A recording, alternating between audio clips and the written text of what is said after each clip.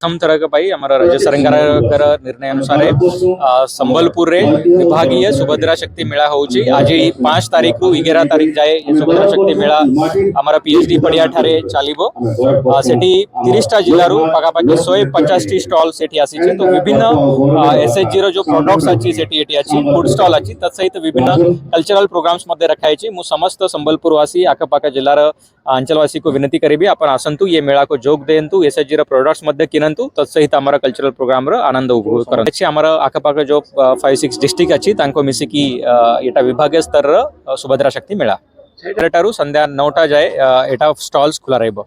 हम तरह राज्य सरकार अनुसार संबलपुर रे विभागीय सुभद्रा शक्ति मेला होची आज 5 तारीख 11 तारीख जाए मेला हमर पीएचडी पड़िया ठारे चलिबो सेठी 30टा जिल्ला रो 150 स्टॉल सेठी विभिन्न एसएचजी रो सेठी अछि स्टॉल सहित विभिन्न कल्चरल प्रोग्राम रखाई समस्त संबलपुरवासी आखपाख जिल्लार अंचलवासी विनती करिबी आपण ये मेला को देंतु एसएचजी रो प्रोडक्ट्स किनंतु तत्सहित आमर कल्चरल प्रोग्राम आनंद करंतु। आमर जो 5-6 डिस्ट्रिक्ट अछि तांको मिसिकी विभागीय स्तर सुभद्रा शक्ति मेला एटारू संध्या 9टा जाए एटा स्टॉल्स खुला रहइबो।